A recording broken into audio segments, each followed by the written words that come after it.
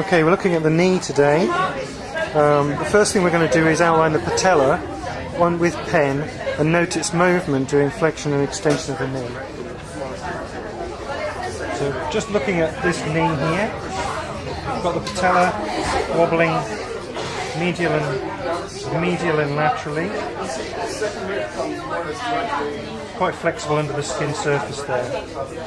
So what we're going to do is we're going to draw it. And we know that the patella is flat at the base and it's actually pointed at the apex. So we're going to draw around the patella in the shape of the patella. So I'm not being able to sort of feel that exactly, but I know the shape and I can draw it on just by the clues I'm getting from the palpation. Okay, so that in extension is the point of the patella. So we're now going to ask our model to hang their knee over the edge of the bed.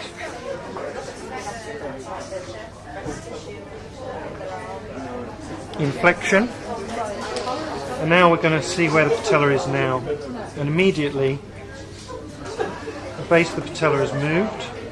We're not as easily able to move the patella from side to side because it's in the groove of the articular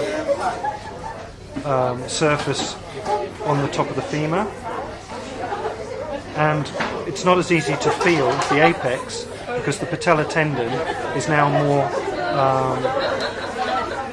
in tension, but the apex is about here. We're now drawing the patella around in flexion. So the patella's moved from this position to this position from flexion and extension.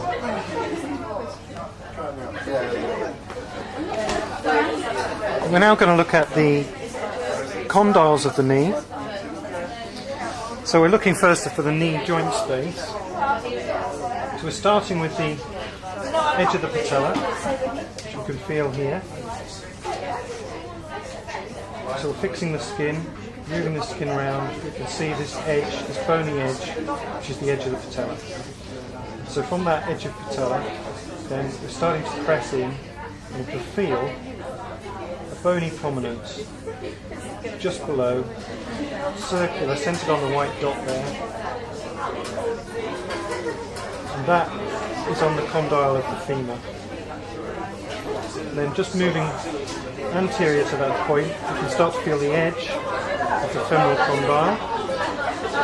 And we know what it looks like, so we're going to draw it in as it looks. So from this bony clue that we're getting, just here and here, you can feel the edge of the joint, of the condyle of the femur. And then we know what the tibial condyle looks like. It's flat. So we'll draw that in flat where we feel the bony prominence. And we've got the tibial tuberosity here. So that goes like so. So here we have the joint space, quite clearly located.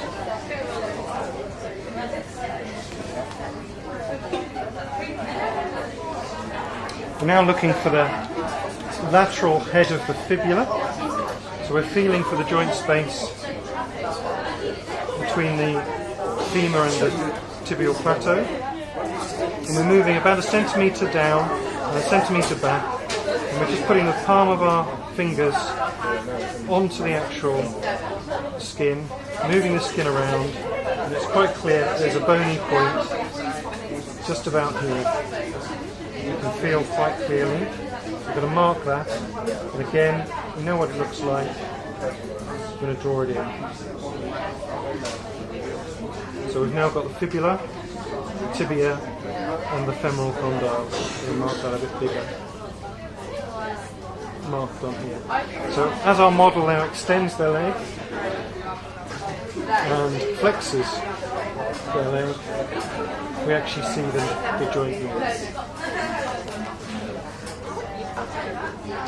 Okay, moving to the medial aspect of the right leg, we can do exactly the same thing. So we've got the patella,